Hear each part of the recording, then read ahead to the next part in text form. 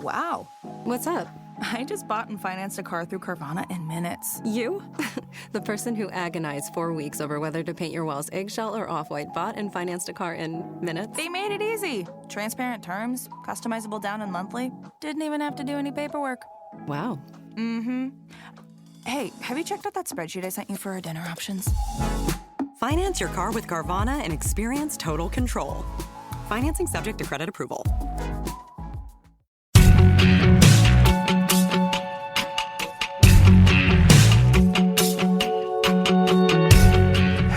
Hello, and welcome to another episode of Mama Mystery. You just stole my intro from me. Watched her press the play button and went at it. Yeah. I am your co-host, Austin Evans, and this is my beautiful wife and the Mama Mystery. Kelly Evans. Thanks, babe. What? You're so sweet. If you listened to the last episode, you listened to us talk about a crazy episode in the United Kingdom.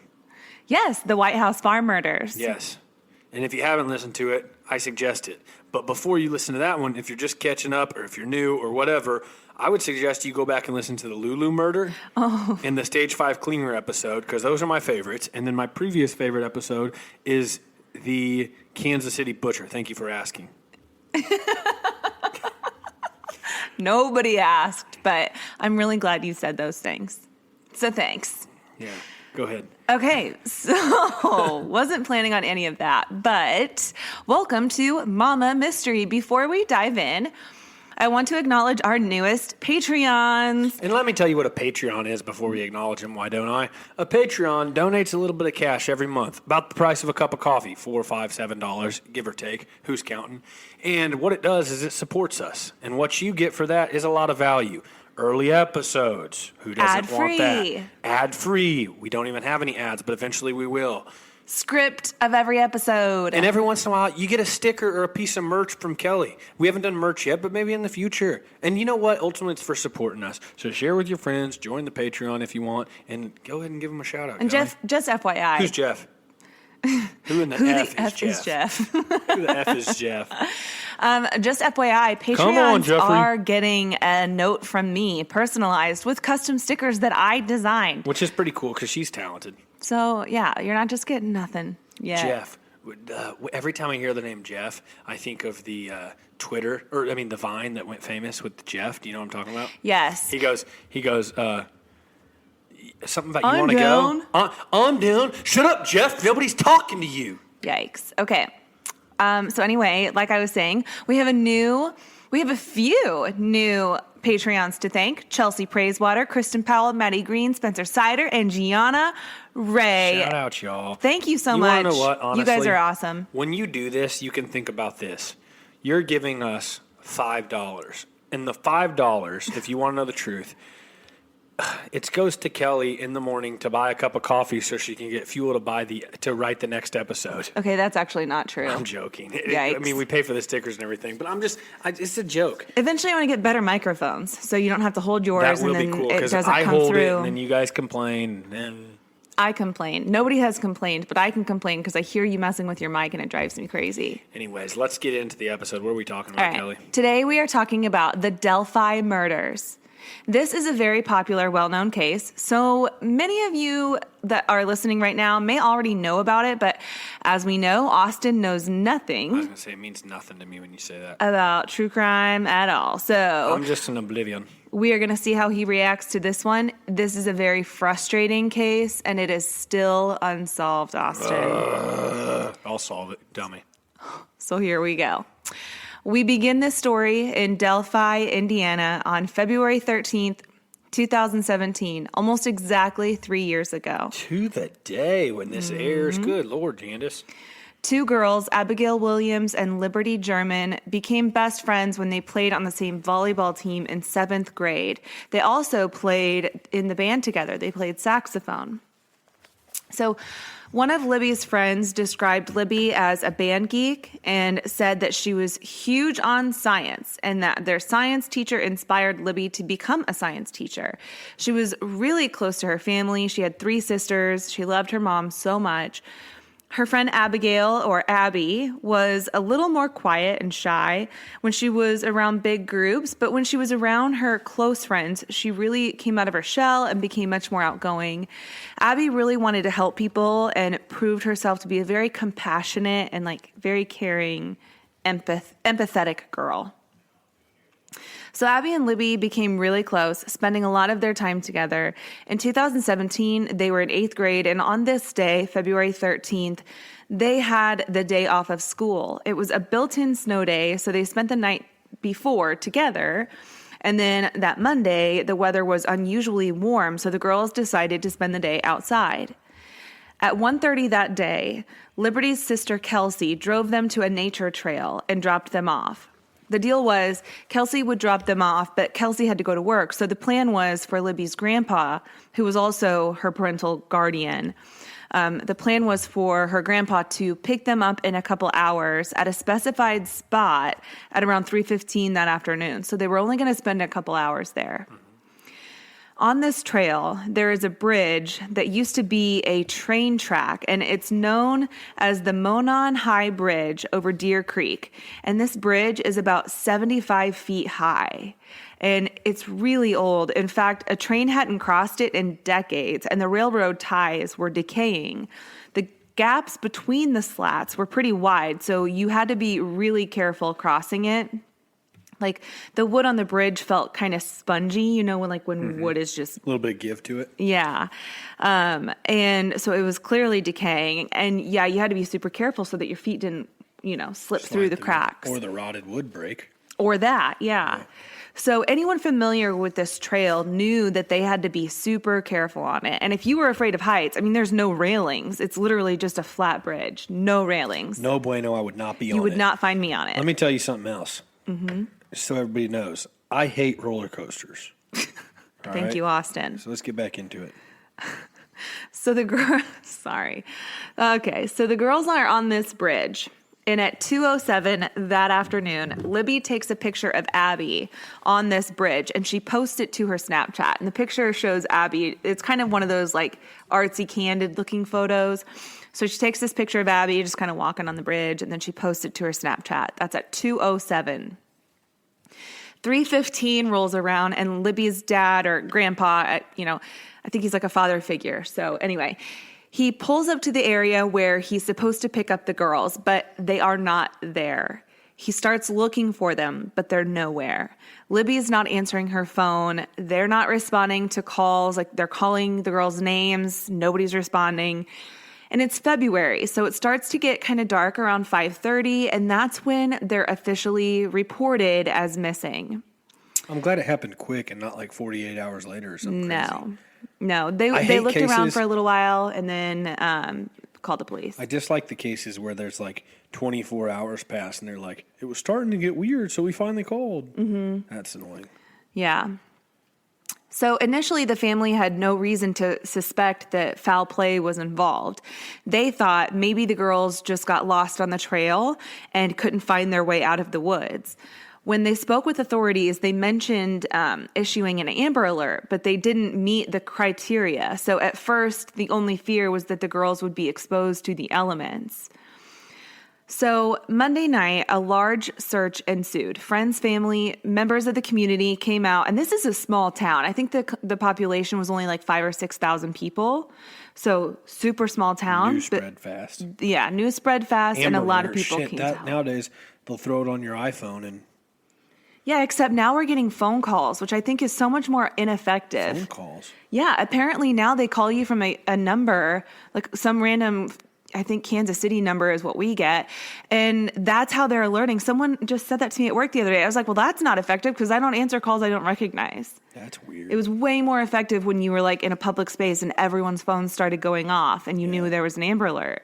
That's interesting. But anyway, that's another story for another day. So anyway, everyone is searching for the girls. They searched until midnight that night. And by then, they had to stop the search because it was so dark and they didn't have the right resources to continue searching. Even at this time, though, they still didn't suspect any immediate danger or foul play. They just thought the girls were truly lost. See, what are your thoughts on that?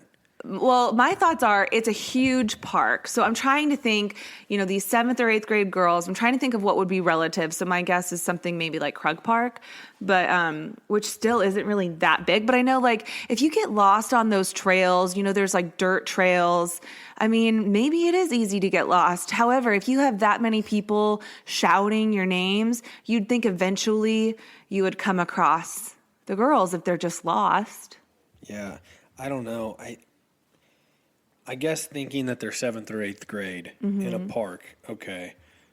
But it would have to be a conservation area and a lot of acreage, not Yeah, a and I park. think it was. I think it was a pretty big park. But as a mother, though, I mean, I would be super scared. I'd be suspecting foul play of some sort. Yeah, or just something's not right, something's not okay. There is a sense of urgency. We must find them. It's not just about weather. It's about their well-being. Right. So the next day was Valentine's Day. The search resumed with the same friends and family, and now the police were there helping with canine units. Even dive teams came out to help the search. Finally, though, around noon, one of the volunteer searchers found the girls only about 30 feet from the bridge. And this was technically on a man's land named Ron Logan. And although he was ruled out as a suspect, we will come back to him when we discuss the people involved in this story. So we'll circle back to Ron. The girls were allegedly found with, quote, strange signature markings, but the details have never been released. In fact, their cause of death has never been released to this day. What? There has only been speculation. So obviously, it was ruled a homicide, but the actual cause of death was never released. So people who went to their visitation recalled that the girls were both wearing scarves in their caskets. So it's easy to then assume that maybe the girls were strangled or their throats had been cut, but that is just speculation. It's never been confirmed. And they both had these markings? Yes, they both had scarves on. We don't know of any markings. We just know that they had scarves on. So maybe those scarves were placed on the girls to cover something up. Okay. So I don't know. It's just so bizarre to me that no other details were ever released. However, that night, the night of the 15th, just one day after the girls were found, when I say that night, I meant to say earlier, autopsies the next day proved that the manner of death was homicide, but everyone already knew that, I think. So anyway, the night of the autopsies was the 15th, just one day after the girls were found, and police released a photo of a man who appeared to be walking on the high bridge that day. And the photo shows a man in blue jeans and what appears to be a brown hoodie with a dark blue jacket over the hoodie, and his hands were in his front pocket, and it looks like they're either in his jean pockets or in the pocket of his hoodie. But anyway, the police tell the public that they just want to speak to this guy, but at the time did not call him a suspect. The next day, the 16th, police serve a search warrant at a home on Bicycle Bridge Road. And they did this because of a tip that they received, but the search turned up nothing and no arrests were ever made. And I'm not sure whose house it was that they searched, but I did look up Bicycle Bridge Road in Delphi, Indiana, and this road lines up and kind of intersects with the trails. So I'm inclined to think that this warrant was at Ron Logan's house, who I mentioned earlier. Ron Logan was cleared of having any involvement in the girls' murders, but the interesting thing here is that he was on probation for DUIs and only had a month left on his probation. He wasn't supposed to be driving at all, but when they asked him for an alibi, he had to admit that he was not at home that day. He was at a city dump, apparently, and had to admit that he drove there. So he ended up getting arrested for breaking his probation, but he was able to serve the rest of his sentence on home detention. And he has never been considered a suspect. And I don't believe he is a suspect either. But it's just one of those things where he is, just a crappy situation. These girls are found on technically his property, even though it is part of the trail. And he has to admit that he broke the rules, but it's in order to clear him as a suspect in this murder. Yeah, that's pretty wild. I'm not saying anything about Ron Logan because he'll listen to this episode and freaking sue our pants off. You're a free man, Ron. We're telling him, we're saying he's guilty, or yeah, he's but innocent. I'm not putting up with this crap. Okay. That's interesting. So then on February 19th, 5 days after the girls were found dead, the police hold a press conference and announce that the man in the photo is officially considered a suspect, and they explain why. Good, because I would have called him a suspect too. Babe, the photo of this man came from Libby's phone. When the girls were on the bridge... I just got the goosebumps, everybody. When the girls were on the bridge, they got creeped out by this man who appeared to be following them. And Libby loved true crime. Oh, I got the freaking goosebumps. I know everybody else does too, so I got to tell them. Yeah, so like I was saying, she loved true crime. And she actually had the frame of mind to take a short video clip of this man approaching them on the bridge. Then she put her phone in her pocket while it was still recording. What? And apparently there is a ton of video footage that the police have not released that includes a lot more. But I'm only going to play an audio clip that they pulled from her phone that was extracted from this private clip that nobody else has seen. So what I'm going to play is just the audio that they released. And just to clarify, the video clip is of the man walking on the bridge towards the girls. And the audio clip is when he's clearly much closer to them and he orders the girls down the hill. What? I'm going to play this video for Austin a few times, and I'm going to put this on our Mama Mystery page on Instagram, mama.mystery, and I'm going to let it repeat a little bit because it's really quick, so I'll just let it repeat a few times. But here it is, Austin. You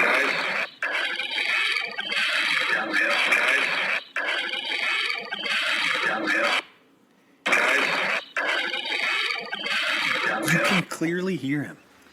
Yeah, so you can clearly hear him saying, guys, down the hill. And then you get a pretty good look at him. In the video Kelly puts on, you'll see it. Yeah, so I'll also be adding the video clip that Libby caught on her phone as he was walking towards them on the bridge. He looks like kind of a overweight white guy.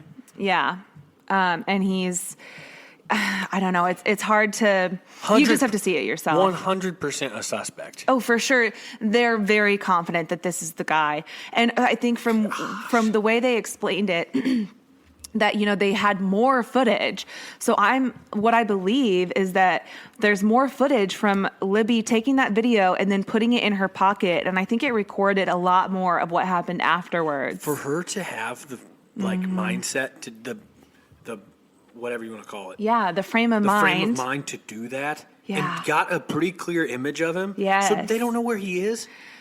No. Okay, so Indiana State Police Captain David Burston said that they actually have more footage from Libby's phone, but it will not be released to the public. From what I understand, it's not uncommon to hold on to details of a crime so that a potential criminal will then admit something that only they would know and essentially incriminate themselves or prove their involvement. But their choice to release so little information just leaves so much to the imagination. He says, guys down the hill in a very typical Midwestern accent that's really indistinguishable. You know what I mean? I may not be using that word right, but you can't, he just sounds like anybody. Right.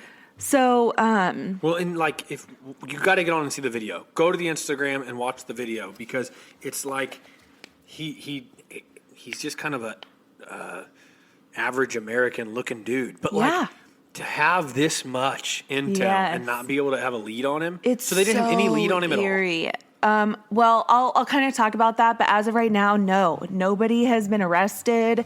Dude's just wandering through the park and sees two little girls. Mm-hmm.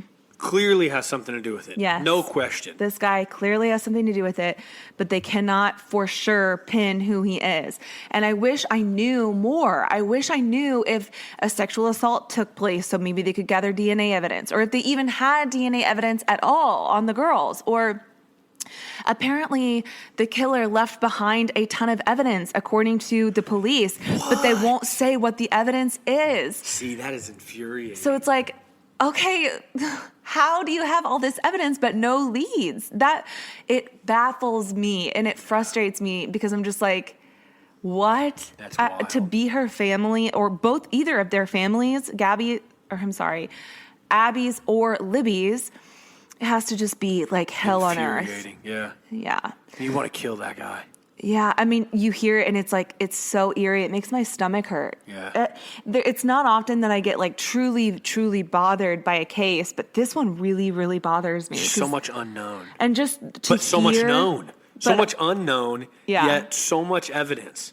And to hear him tell them to go down the hill and them have to do this like death march down this trail. Yeah, To imagine like you said, the fear. Like you said, you leave so much up to the imagination, Yeah. which is just the worst in this Yeah. situation. But like it's not often though that you get a clip of a crime taking place like that. And to hear him tell the girls to go down the hill. And see that's him. sickening. And see him. Mm-hmm. And like the for lack of better words, the relaxation in his voice. Guys, down the hill. Yeah. And it's just like commanding, and eerie's a good word for it. Yeah. So police release a sketch of the suspect that they based it off of that video of what that guy appears to look like. And they're convinced that the killer is from, or at least very familiar with the Delphi area because of the way that he casually and comfortably walked along the bridge.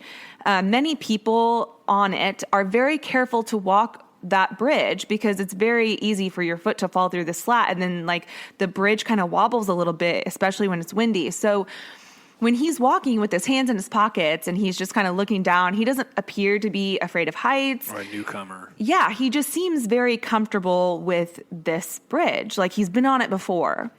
So I'm showing Austin, and you guys can see this on our Instagram page too, the mugshot that they came up with based on the picture that came from Libby's phone.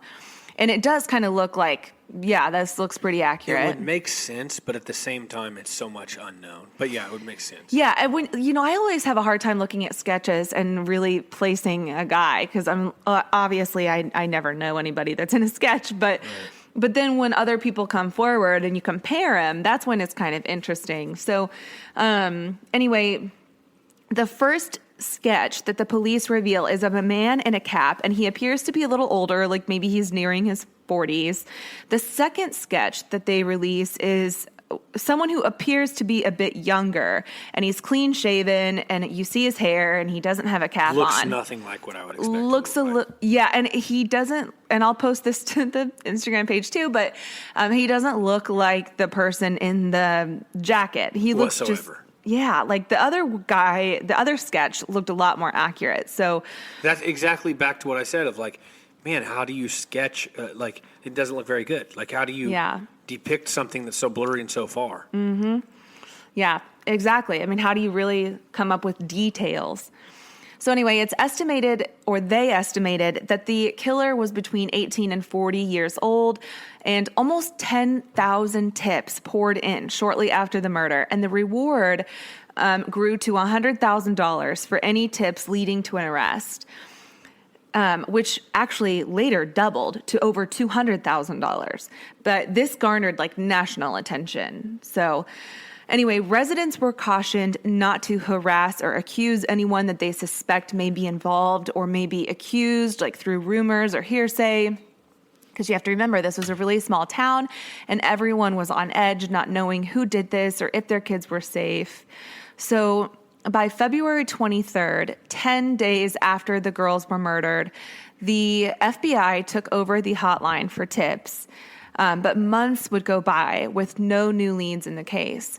Then on September 27th of 2017, in El Paso County, Colorado, a man named Daniel Nations was arrested for allegedly threatening people with a hatchet on a Colorado trail.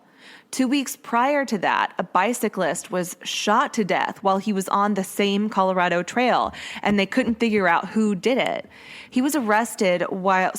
Daniel was arrested while he was driving a vehicle with expired Indiana license plates and was immediately linked to the incident with the hatchet. So a little bit about him. Daniel Nations is a registered sex offender and also has convictions for domestic battery and drug possession. In 2015, he had to register as a sex offender after he hid in the stall of a woman's restroom, peeping at women and pleasuring himself. He was later charged with some misdemeanors, and he also got evicted from his apartment. And from what I read, he had rented this apartment from his employer, and this employer did a interview with one of the local news stations.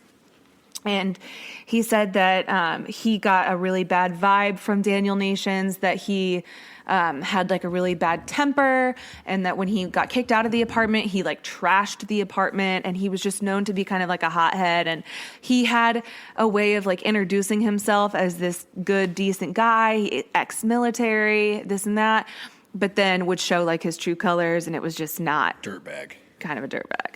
So then in June of 2017, Daniel Nations registered as a homeless sex offender.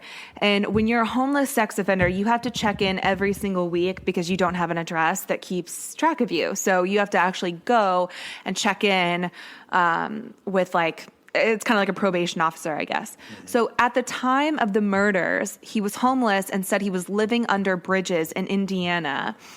And he was very punctual about his check-ins. He was always checking in, always on time. In fact, he checked in on February 14th, the day the girls were found. In Indiana? In Indiana. But by April, he stopped checking in, and it wasn't until a few months later that the police released the sketch of the suspect in the Delphi case. Well, the sketch looks like a perfect sketch of Daniel Nations. No way. That's him. Holy shit. You cannot tell me this is like not the most eerily similar. I've never seen a sketch look more like a suspect in my life. Oh my gosh, the far apart eyes, everything. The mouth, the nose, the shape of the nose. All of it. That is wild. Literally looks just like him. And I ended up reading some interviews because, of course, Daniel Nations claims his innocence. Why wouldn't you? And he says that there's just too many things that don't line up. Like, for example, he's ex-military, so he would never let his hair grow shaggy like that. Well, first of all, he was homeless for a long time. Secondly, when you look in the picture, it doesn't even look, I mean, you can't hardcore say he has shaggy hair in the picture from Libby's phone. Yeah, in the video. Yes. And there's pictures of him, other mugshots, because he's got like 5 or 6.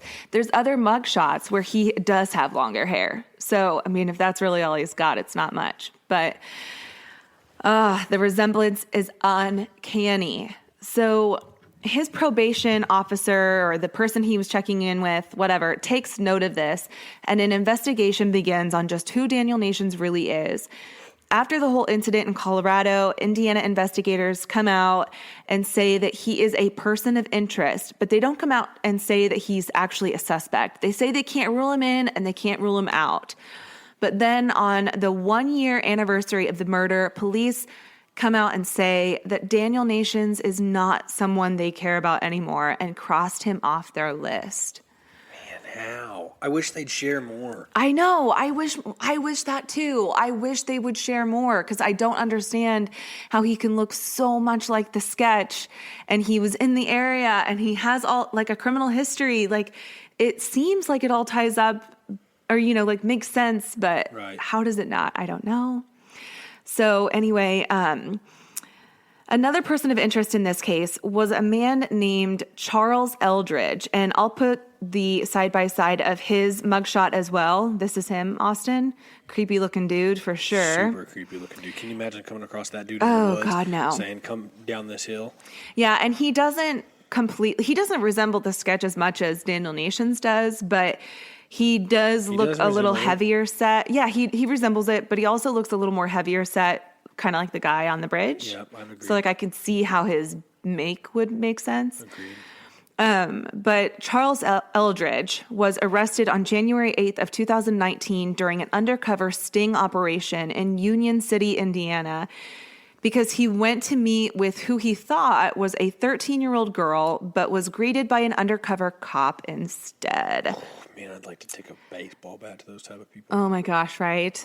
Ugh, me too. And he admits to the police that he's had multiple interactions with 13-year-old girls. Fucking sick. Yeah. Oh, that's so gross. Yeah. So, but he was only linked to the Delphi murders because of his resemblance to the sketch. So when his mugshot was posted on the news, viewers called into the tip line to suggest that he resembled the sketch, but when police looked into him, they weren't able to find any viable links to the murder of Abby and Libby. So 2 years have gone by. On April 22nd, 2019, Indiana State Police announced that they were moving the case in a, quote, new direction. They released the short video clip of the suspect walking along the bridge. That's the one we've been talking about, the one that will be on the Instagram page, in hopes that someone might recognize his gait. But even then, it's only like a 2-second clip. You see him take like 2 steps. Right. And part of it is like he's starting to change direction as if he's walking towards the girls. So you don't really get to see a whole lot of his gait. Whatever. I don't know. I wish they weren't withholding so much, but I trust that investigators know what they're doing. They're doing what they believe is best for the case. Trust the process, whatever. But to this day, now in 2021, no new suspects have been named in this case. So it continues to go unsolved. Since the murder, a nonprofit organization was created to celebrate and commemorate the lives of Abby and Libby, and plans to build a sports complex in their honor have come to fruition. The park is called Abby and Libby Memorial Park. It has baseball fields, playgrounds, and a stage for performances. Libby's sister Kelsey has become a victims advocate and works hard to keep her sister and Abby's memories alive. For more information on this case, there is another podcast called Down the Hill, and it dives deep, deep, deep into this case. They've got multiple episodes. I mean, it is deep. It's deeper than I ever wish to go on this podcast. So if you're interested in more information, because this is unsolved, go check it out. I wish I had more information on this or even a better ending, but I just don't because it doesn't really exist. Yeah, and I can tell already that this case is going to be on my mind for a long, long time. I feel horrible for the family. It's infuriating just listening to it. Imagine it being your kids. Oh my gosh, yes. I mean, it's beating a dead horse just talking about it. You'd be talking about it to this day. Oh yeah, I would never let up. I mean, I have kids, so I can relate to the like passion I feel towards my children. If something were to ever happen to them, like I can't relate to ever losing a child, right? But I can't even fathom how painful that would be. And especially in this sense, when someone took them and you don't have no opportunity to wrap your hands around their throat. And you imagine the fear that they had whenever she got her phone out and was filming that guy and thought this guy looks suspicious. She's already into crime. She decided to film it, had the frame of mind to do that. Can you imagine, like, just as, like, who we are, just having to think about what they went through? I can't imagine their family. I feel for them. Yeah.